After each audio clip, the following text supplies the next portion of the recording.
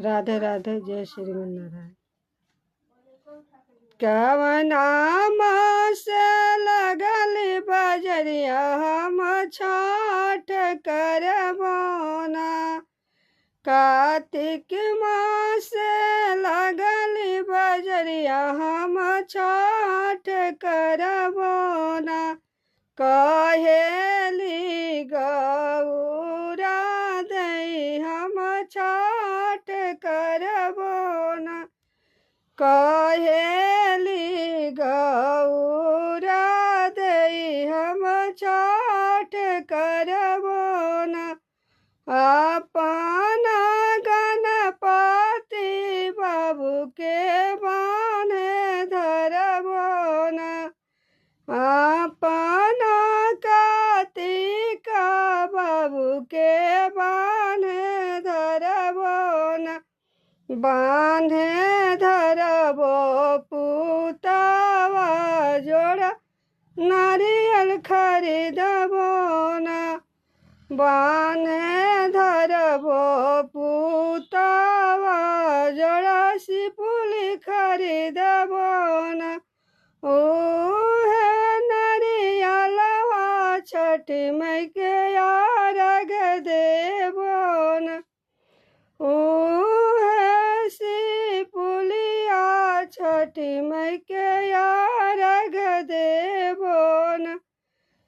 कवना से लगल बजरिया मई छठ करबोना। कवना से लगल बजरिया हम छठ करबोना।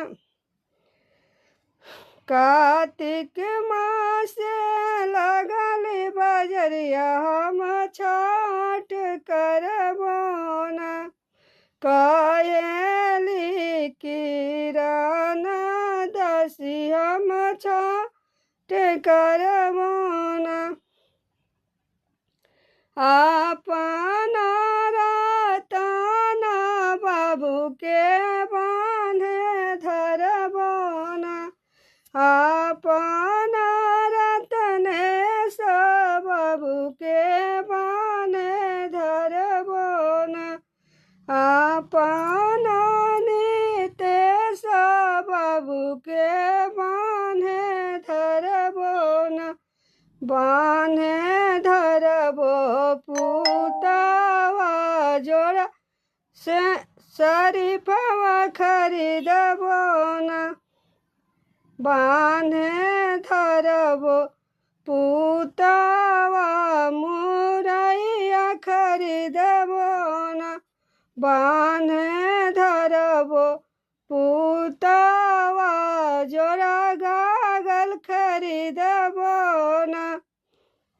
ओहे मुरैया छठी मई के अर्घ देबोना।